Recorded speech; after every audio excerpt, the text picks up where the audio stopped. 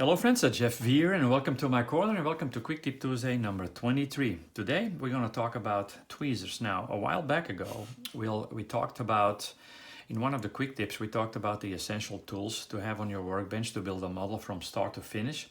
And we talked about the pliers, the nippers, the sanding sticks, the hobby knives, and also, of course, we talked about tweezers. Now, in my opinion, you can't have enough tweezers on your workbench. You know, they come in all shapes and sizes and prices. Now, a good quality tweezer you can find around between $8 and $12. You should be able, in that kind of a price range, you should be able to find up or pick up a really good quality tweezer.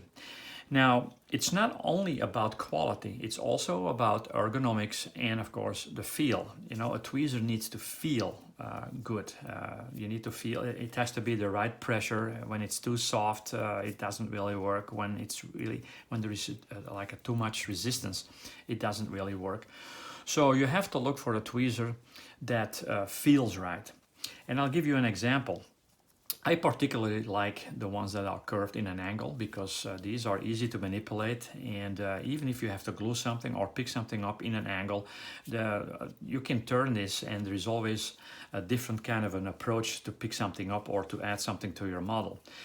And about 25 years ago, I was not even aware that these existed. You know, in Europe, we really didn't have those. We just have really essential, I mean, not essential, but really very basic tweezers over there. So when I came to the United States, there was a friend of mine, and for the people that live in Florida, if they still remember him, he passed away a long time ago, but his name was Mike Maggio. And he said, I'm going to give you a tweezer, this one here, I'm going to give you a tweezer and try it. So he gave this to me, and I tried it, and immediately I really fell in love with the curved design here. And this is the tweezer he gave me.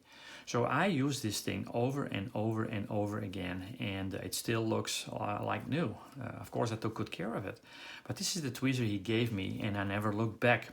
Now, of course, I have several other ones. Of course, as you can tell, we have the straight ones. We have a couple or at least a tweezer that is like semi-curved. This is one that I also really like very much.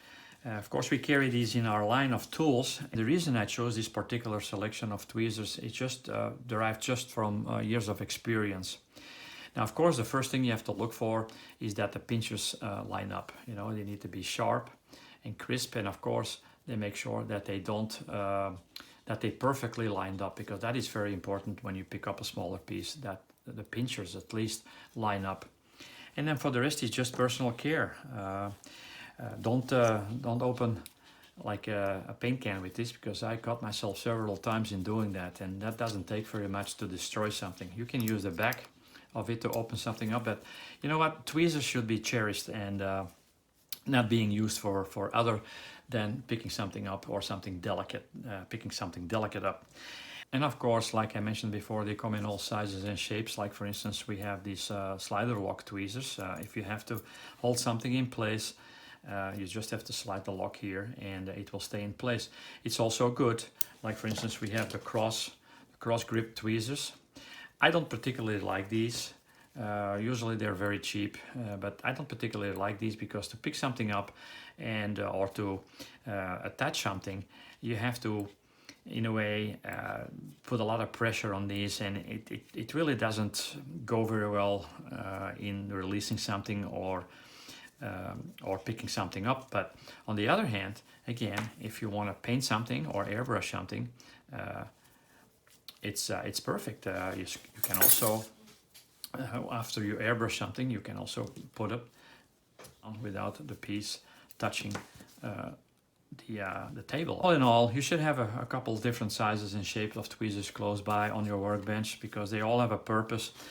And if you're on a tight budget, or you would say, well, I don't really need a lot of tweezers for what I'm using it for, then I would suggest at least get one of the curved ones and one, of course, of the straight ones. And if you take good care of these, if you really maintain these and only use them for what they're intended, then you will keep these, or you can keep these tweezers for years and years and years to come. So that was about it for as far as the tweezer is concerned. Again, there are many shapes and sizes out there. There are many prices out there, and I wouldn't go ballistic in paying high dollar for a tweezer. Like I mentioned in the beginning of the video, you should be able to pick up a tweezer, a good quality tweezer, between $8 and $12 or somewhere in between. You can maybe even find them cheaper if they're on sale.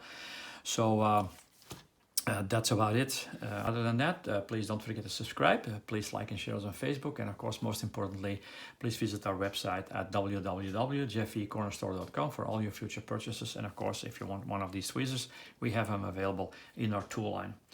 And I'm going to wrap it up right now. Hopefully I'll see you again next week in another Quick Tip Tuesday, or on Sunday at 7 o'clock p.m. Central Time for a live video, for a live chat actually on Facebook.